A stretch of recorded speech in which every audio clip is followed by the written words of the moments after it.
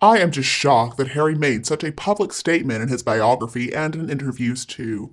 For the life of me, folks, I cannot understand why Harry would want to reveal this type of sensitive information, other than to presume that he's going to get sympathy from the public from Western society, where he is trying everything he can to get respect and empathy, and also what his distorted reason was on this. For all intents and purposes, Spare was supposed to get Harry a lot of international followers, supporters who would choose him in favor of the current monarch and his heir. And I suspect that his goal was to sway people to pressure the palace through his overwhelming support to reinstate his former status as the most popular royal, and also to cause his father, Queen Camilla, and the Wales family to fade into the background.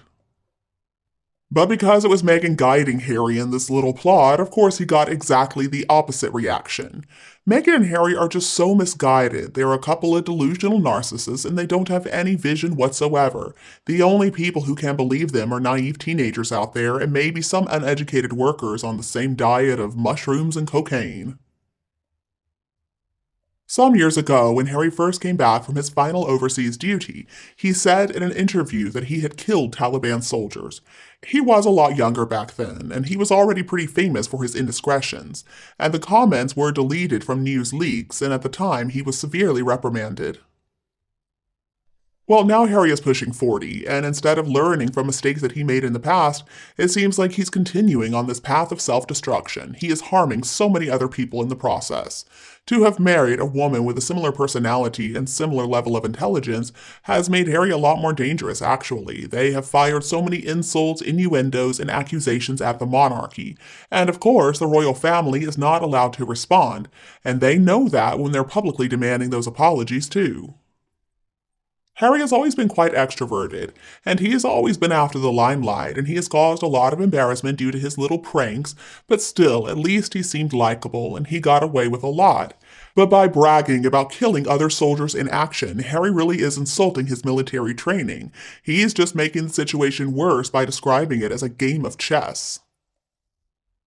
There is no war veteran I have ever come across who has talked about this part of their military history with me, including my own father, who was really damaged by the time that he spent in war. Now, there are other veterans I have had close relationships with, but none of them have talked like that. Of course not. They would never do that. That's because the time that most veterans spent in the military in action were some of the most difficult experiences of their entire lives. They don't want to reflect back on it with pride. I mean, sure, they have pride that they served their countries, but they do not feel pride in the lives that they took. Because it's not like there was any war where only the enemy got killed.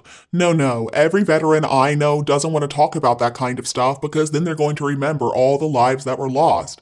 And that stuff is incredibly painful to sort through. There are so many people who have won medals of bravery for helping to save fellow soldiers, but I don't think Harry could ever claim to have done something like that. I mean, just think about how many soldiers had children who they didn't even know about until they came back home. That was actually a very common thing. In fact, in my family, something like that happened. My grandfather actually was home for a brief visit, and then he got deployed again. And while he was gone, he ended up having a son that he didn't even know about until he arrived home. Now, my grandfather served in the First World War, and he had such a difficult experience. He saw things that he wouldn't even talk about, things that still bothered him until he took his very last breath.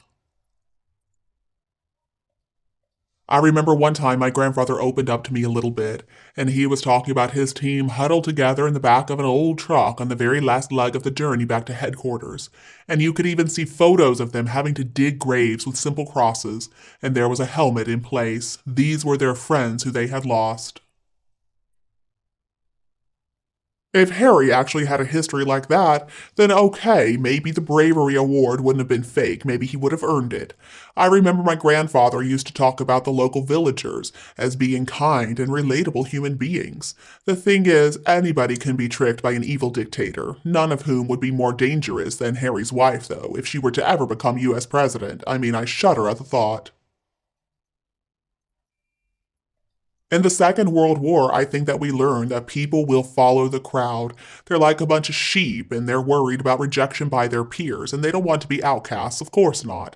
That is how charismatic people with good leadership skills, who just so happen to be manipulative bullies such as Hitler or Putin or bin Laden, that's how they became so incredibly dangerous. And that's how wars start. It's not because most people are evil, it's because just a few people are evil, and sometimes they do get power. In third world countries, for example, most people are not very well educated, and they're just struggling to earn a living. So they're going to be the first ones to sign up to fight for their country with little persuasion if they're offered more money. And they believe everything they are told, and they think they're doing what's right for their country. But Harry's too dumb to even consider that scenario. I guess for him it's a lot easier to call them ragheads or some other racial slur. Harry is a piece of garbage, though. He was never in any real danger whatsoever. Instead, Harry was just a mascot who was being filmed to look like the frontline warrior, but instead, he was at least 50 miles behind, probably more like 100. And as for killing soldiers from a helicopter, that's not even true. Maybe he killed some of his own thanks to some poor decision making, but I think that's about it. Now, I'm going to share with you an opinion of an ex soldier. He said, as a veteran, I can honestly say that it's not a subject that one speaks about, especially in public. The only time that those details may happen to come up would only take place one on one with a licensed therapist. The details Sperry included in his trashy tome should have never been discussed with anyone other than a specialized therapist. The truth is, the people Harry has chosen to surround himself with do not care about him. Instead, they just encourage his addictions, and they knew the nonsense in that book was completely inappropriate, but they let him go ahead and write it. The fact that his loving wife not only encouraged him to publish that nonsense, but knew that it was going to make money, just goes to show that she does not care about him at all. And she's going to take him for all he's worth. She is going to end up destroying him. And it's all just to make a few bucks. It really is appalling. And you, what do you think about Harry's actions? Please tell me your opinion below in the comments section. If you think my video is useful, please don't be afraid to like and share it with your friends and family who would enjoy it too. And please subscribe to our Kate Middleton and the Queen News channel to get more updates in the future. Again, thank you so much for tuning in, goodbye, and I'll be back to see you all tonight.